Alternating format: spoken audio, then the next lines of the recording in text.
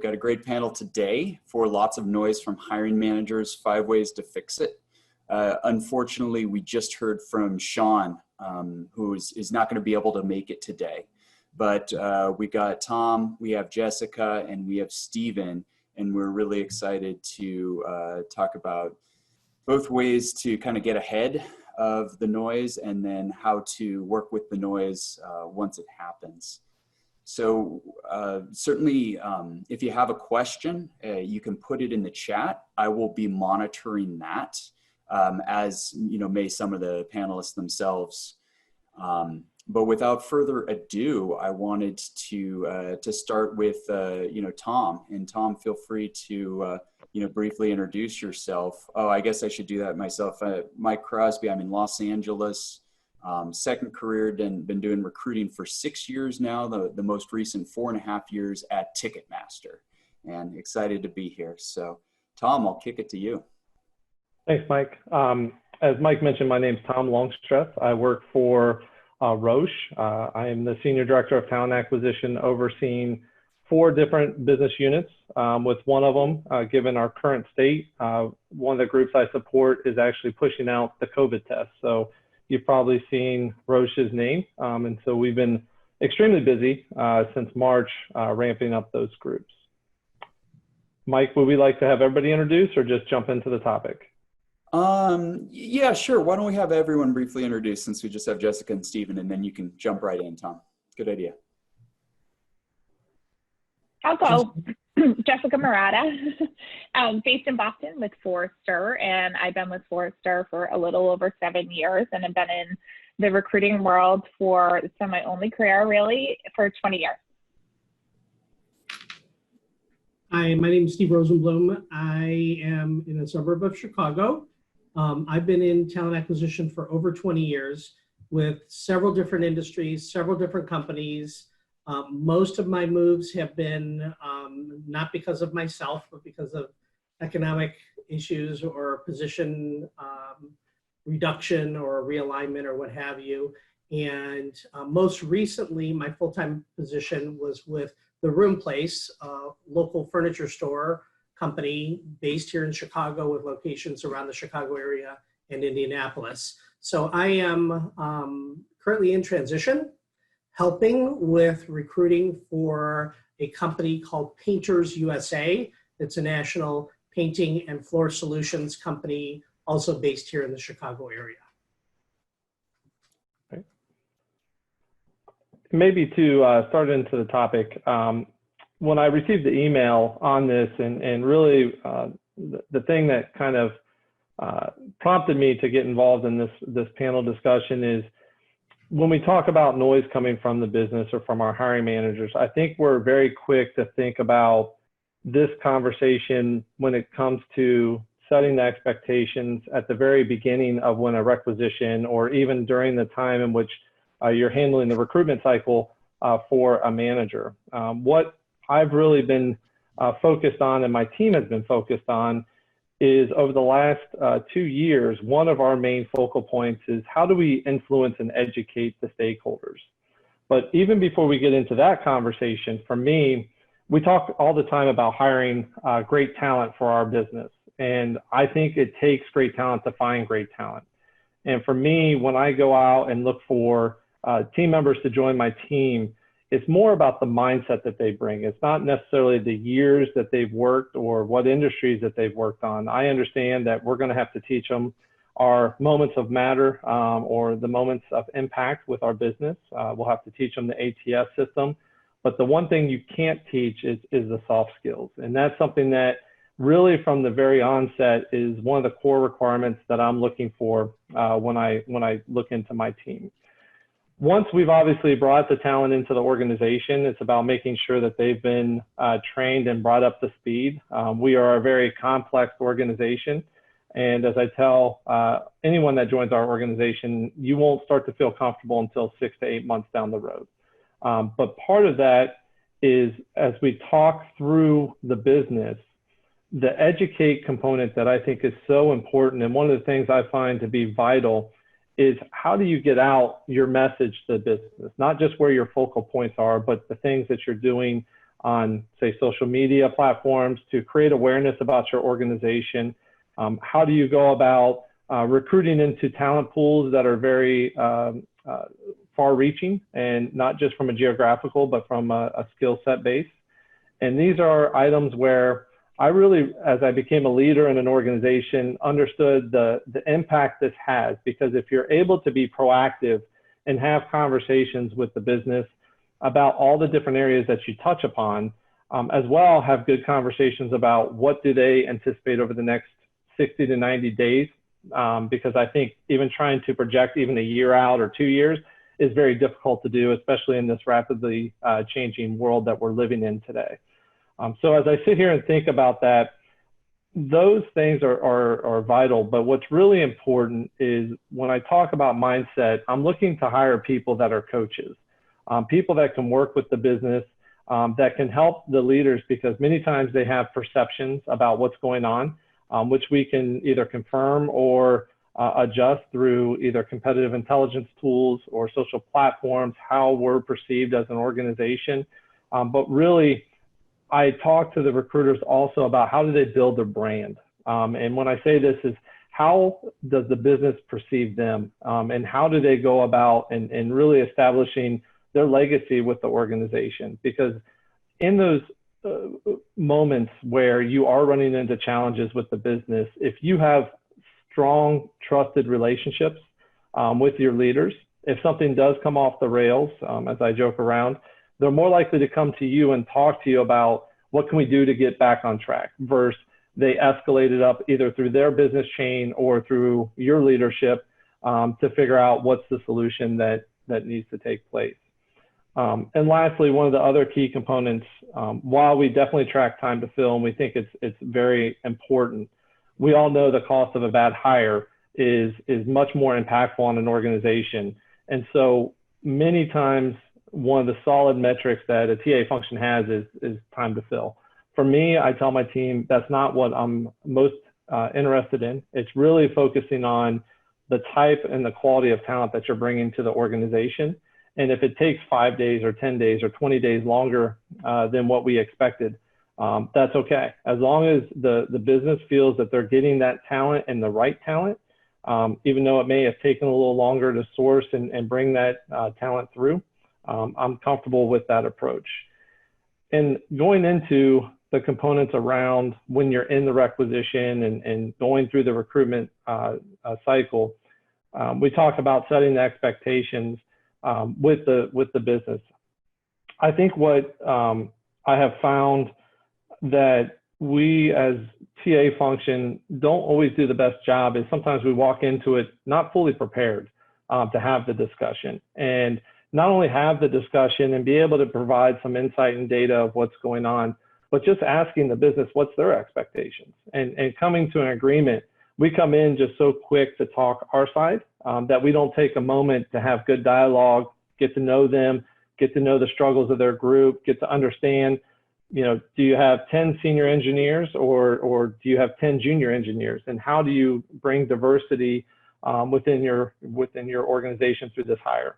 So those are some of the main components that I think about and what I try to work with my team to help with making sure we're able to position our function successfully with the business.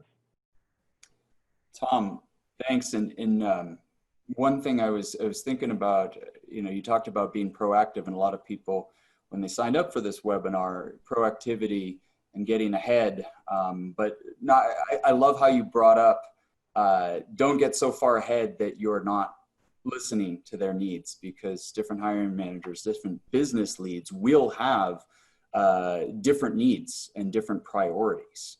I'm kind of keeping an eye on the chat here. Yes, sometimes quality matters much more than time to fill, that you brought up. Sometimes you just need to get, you know, someone in quickly, and it doesn't have to be, you know, the greatest superstar that ever lived. We just need someone, 80-20 rule. We just need someone as soon as possible. And you and I were talking about a process. What I found is that, you know, and I think the majority of the folks who chimed in, you know, signing up, were saying that process or task were things that they focused on to avoid the noise. One person actually did bring up get to know the hiring manager a little bit better, and so that's the third component, the relationship. Certainly we can forget about a relationship, but I'm glad that whoever it was put that in. But before we go to Jessica and Stephen about, other preventative things to add or anecdotes, you had brought up SLA, or service level agreement. And I've certainly seen that, that my leadership brought to bear at Ticketmaster and previously at DirecTV. But I'm curious if there was anything specific on the service level agreement or the process that you wanted to highlight that you found minimizes noise. Yeah. As I tell my team, the process shouldn't be driving the recruitment cycle. I think it's the relationship that you have and obviously the candidate flow. The process component should be, I say, operating behind the drapes. And so the business shouldn't really feel the impact of the process. We should be help navigating those hurdles and those challenges that come along sometimes with those items. When it comes to the SLAs, we track the SLAs in many different shapes and forms. But if you're not hiring the right talent, then you're not helping your organization. And to your point, Mike, we do have parts of our organization where they need to get somebody in quickly. Doesn't need to be an A+ player. It just needs to be someone that can come in and be a solid contributor to the organization. And I think that's the important part of that conversation that you're having with those leaders is what is their need? Because we've had businesses where, they feel that they only want to hire A+ players. But what they do is they don't hire a team that can gel together and be able to operate in an environment where they look at it from we succeed, it's more I succeed. So when it comes to the SLA agreements, I mean, you have obviously things that you'll pick up from your ATS system. You'll have information you'll pick up from social platforms. And those are aiding in the conversation. And when I speak to our LT, I'll have that information there, but I don't want that to be driving the conversation. Great. Jessica and Stephen, I'd love to, hear from one of you about, kind of what other items have you found are useful in preventing noise before we get to the part of what do we do once there is noise. Yeah, so to piggyback on what Tom or you mentioned, Mike, in the registration, someone mentioned getting to know the hiring manager. So part of that, I feel strongly about getting to know the business, right? So I think oftentimes recruiting and HR can be seen sometimes as administrative, sometimes as a cog in the wheel. We're getting better at being talent partners, I think, us as an industry or field. But what I will say is getting to know their business and being able to be well-versed in their business is going to be able to get you stronger candidates, because those candidates are going to want to hear about the business from you, and you can test for the right thing. But also what I would say is, Tom talked about the brand. Don't be afraid to push back. Don't be afraid to show your expertise and be the expert.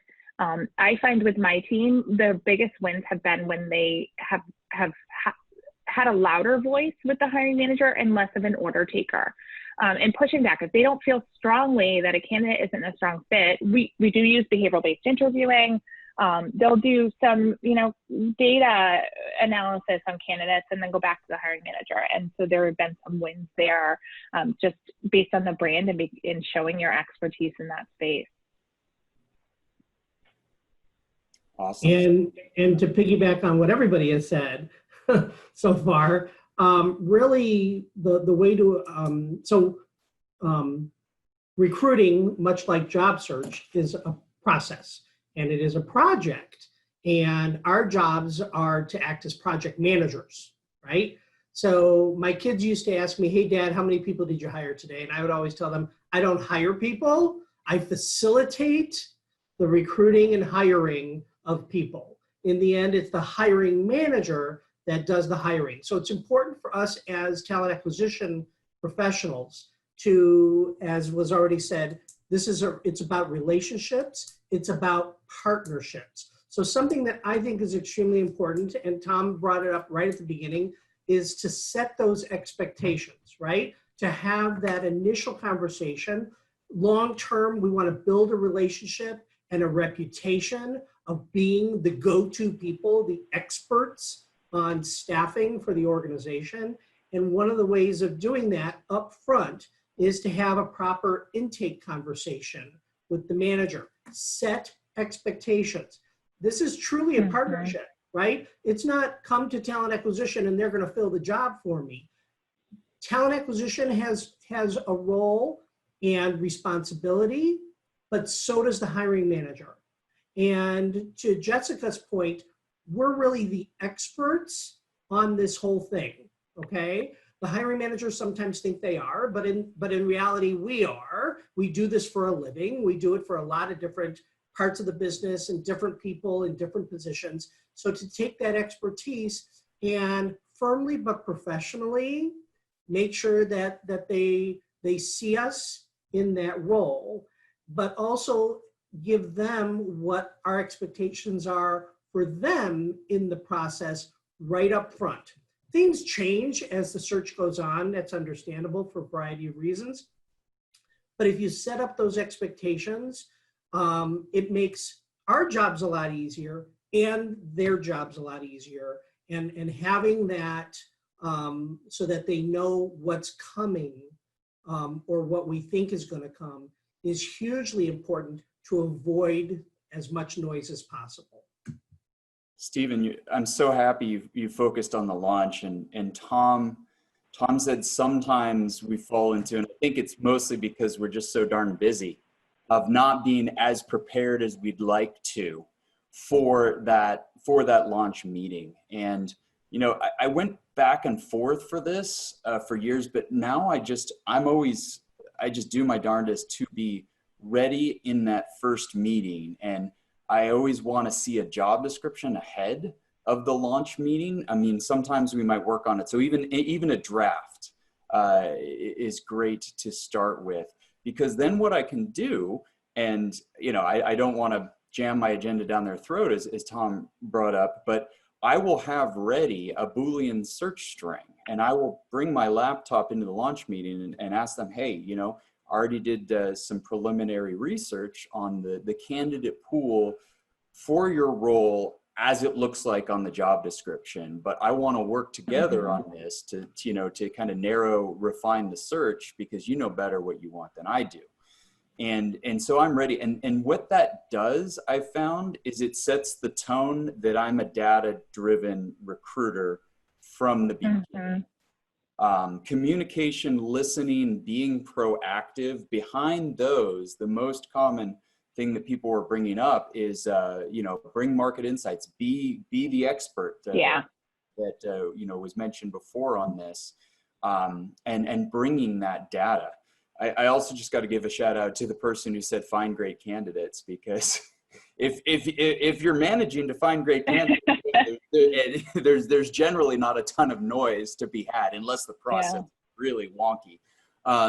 So I think that might be a good segue then into, we've kind of gone over some of the tools now that, be proactive, really set the tone with that launch meeting. And the other reason I wanted to bring it in the first meeting is you never know when you might get that second meeting, especially with executives. Yeah, a lot of people put weekly communication is great, but do I always get a weekly meeting?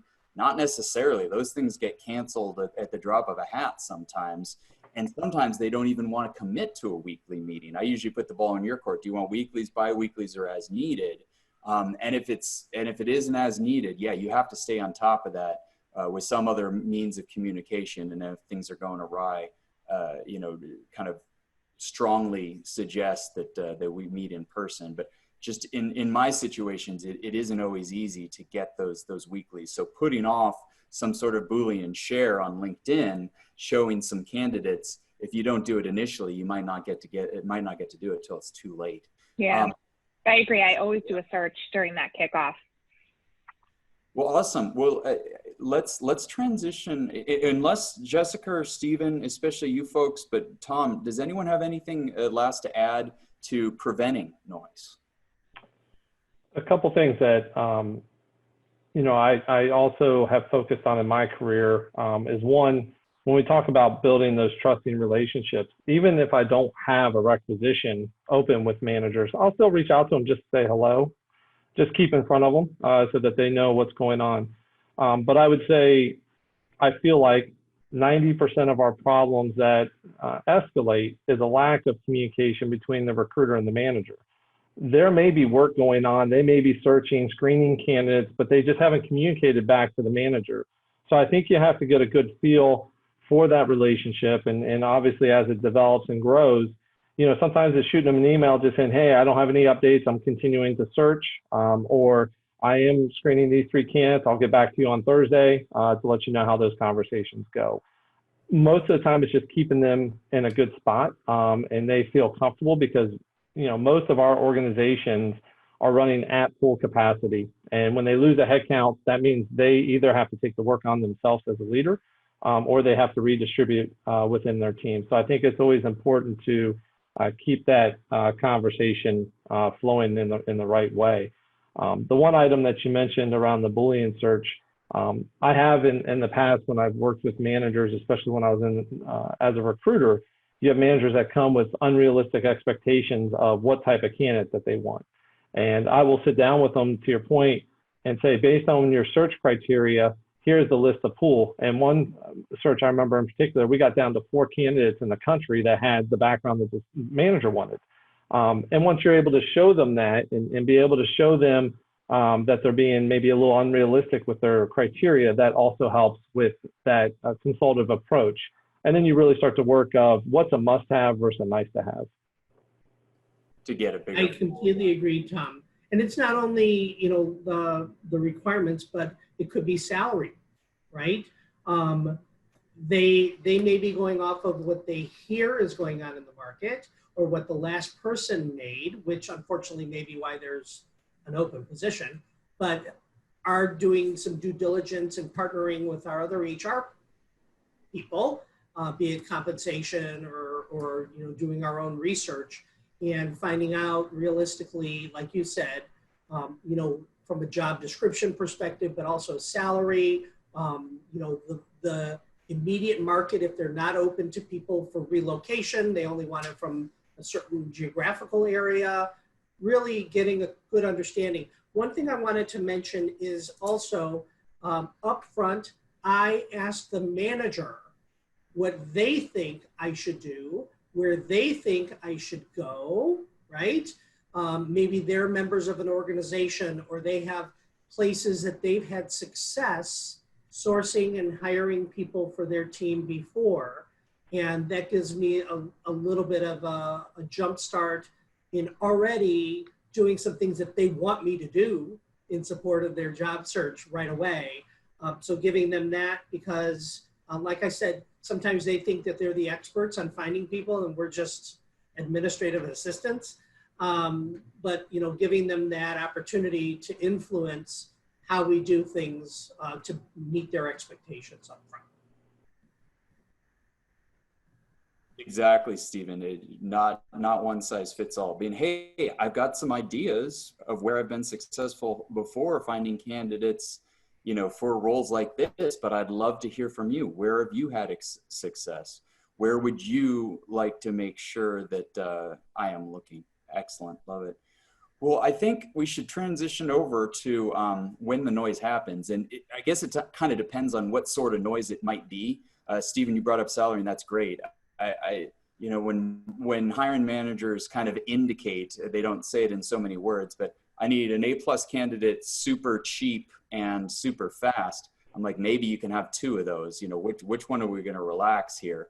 But it depends on the noise, but I guess I'd love to hear anecdotes about, what damage control or how we kind of made a uncomfortable situation of some, disappointed expectations, into a positive. So would anyone like to share a story on the panel?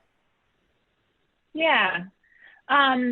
So, I had a senior leader who, wasn't involved with their, one of their VPs was hiring, and, came in to the process at the end.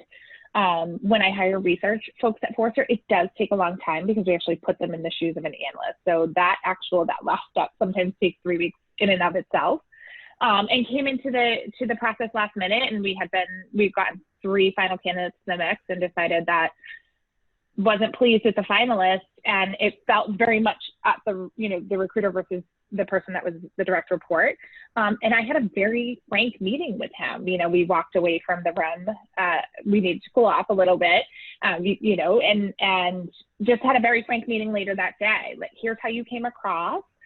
Here's what I'm hearing, why you're frustrated. Let's look at, go back to the data, how many people we've talked to, what it took to get to this point, and let's hold each other accountable, right? You're accountable for not being involved in the process early on. We got this far without your input, and now you vetoed people.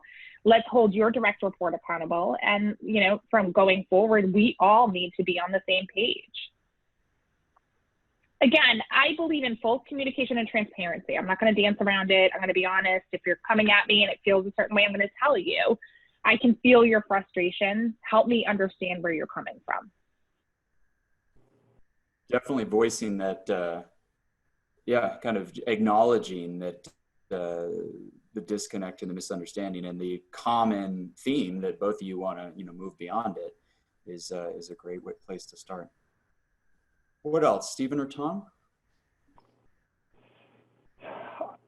I reflect back. I mean, there's been many situations, I guess, through my career, and it's sometimes always hard to hone in on one. And I think the one that does pop up more frequently, and Jessica mentioned, I think the communication component is key. There's times where, and I think most people in the TA function love and get a lot of excitement when you find a candidate, you bring them through the process, and they get hired into the organization more so than they just apply.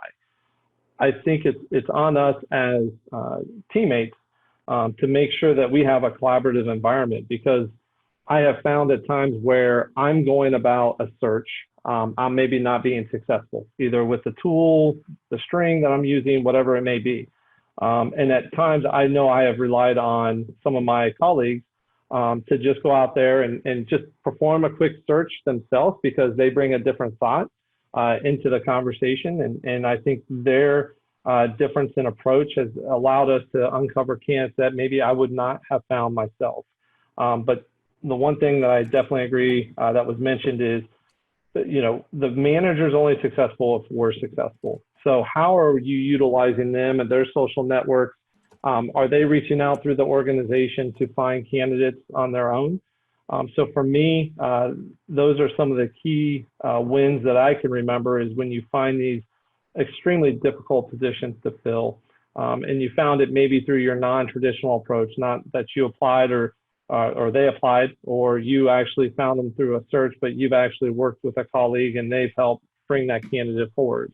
So those are some of the things that I've very much enjoyed, is having that time to take a moment and help them, and in hopes that when I need them, they're there to help me as well.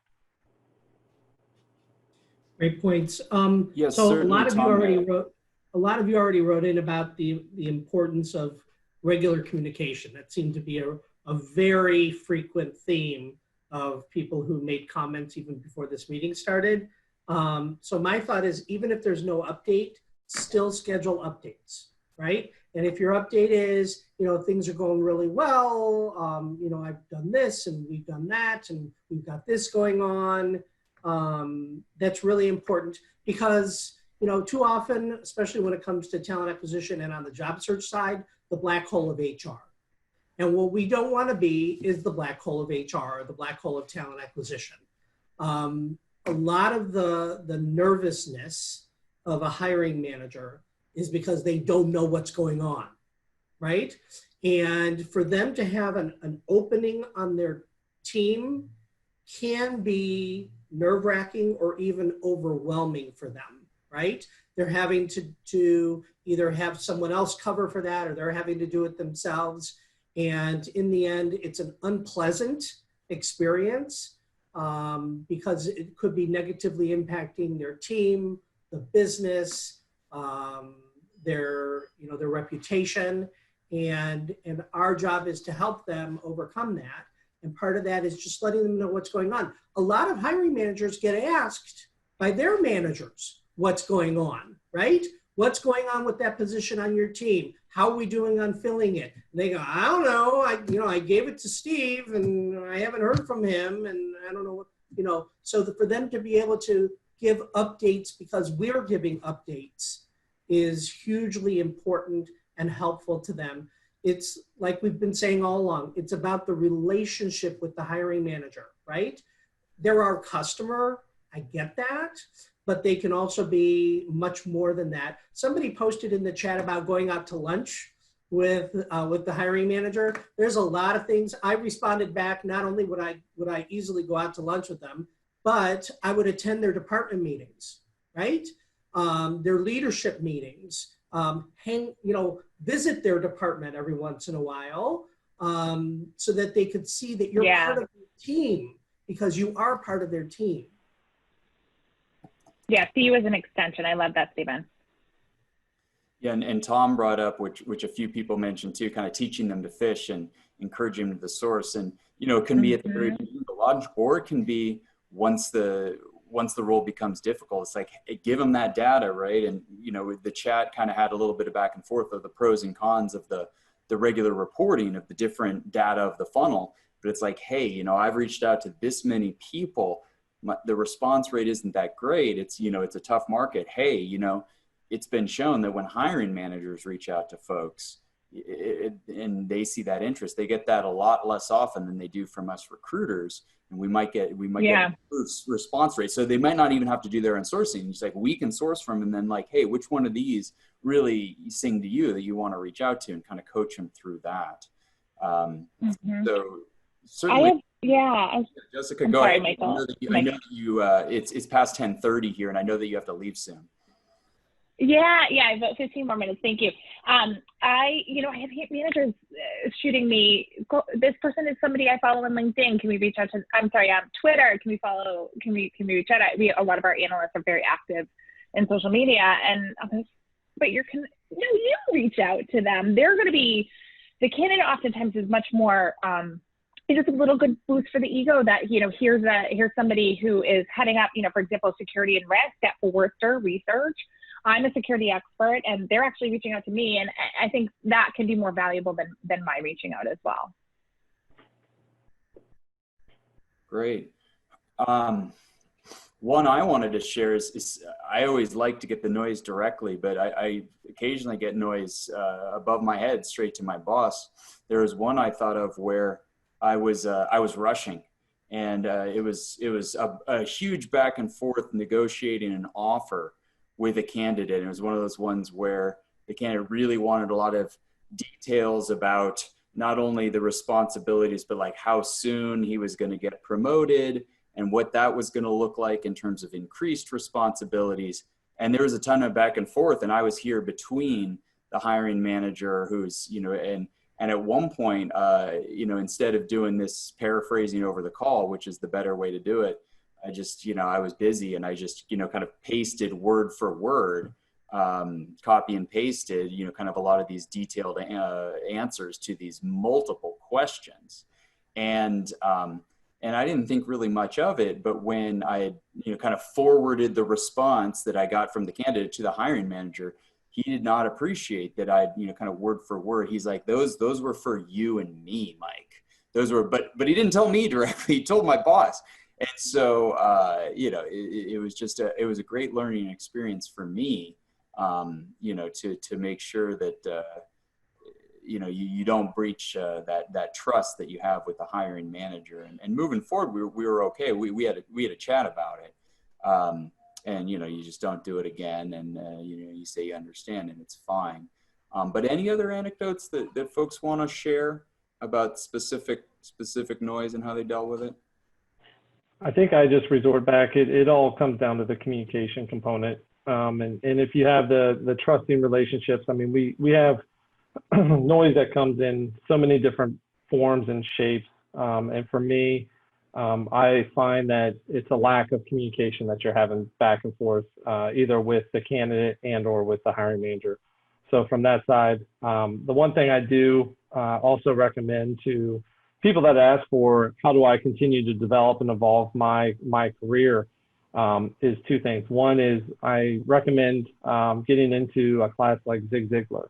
And it's really around your presentation and how you present yourself. And then the other thing that I mentioned to them is seek feedback. I look at feedback, and many people say it as a gift. And many will sometimes operate with blinders on, not knowing where they're having challenges and how they're being perceived by their business, by their colleagues, and whatnot. So I think anytime you can get that feedback and be able to take a look at it, and if it's consistent in what you're receiving, I think it's vital to then take a moment and start to think through what do I need to do to help continue with my development and evolution. You know, that's a great point. Oh, go ahead. Sorry, that's a great point, Tom. You know, I like to follow up both with the hiring manager and the candidate who is selected to ask them what they thought of their experience, their expectations through the process, because to your point, Tom, it helps us be better at what we do. And there may be some eye-opening things that we never even thought of that either they experienced or really thought was going to happen, but they didn't get that out of what we were able to do for them.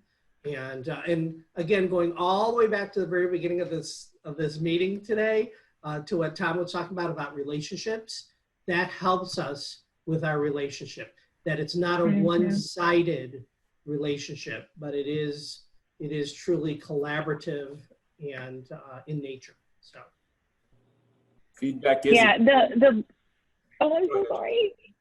Go ahead. The other thing I'll say is, you know, at Forrester, I recruit for primarily research right now, and I do meet with the executive in charge of research on a monthly basis to make sure, you know, here's the rest, here's where we're at. But also, if I want to drive change within an organization, you know, maybe change the process, talking about where maybe there are some inconsistency, that's where I can do it because it's going to come from the top down. So I think having not only the relationships with the hiring managers, but from the top down as well. Both constructive and positive feedback, I think, are important. You're absolutely right, Tom. It's a gift. Well, I think given that we're 40 minutes past the hour here, I really want to thank Stephen, Jessica, Tom, and Sean. This is and everyone who participated and put their 2 cents in the joining. So thank you all. I think this is a good place to end it. So till next time. Thank you for having us. Bye, everybody. Everybody. Take care. Have a great day.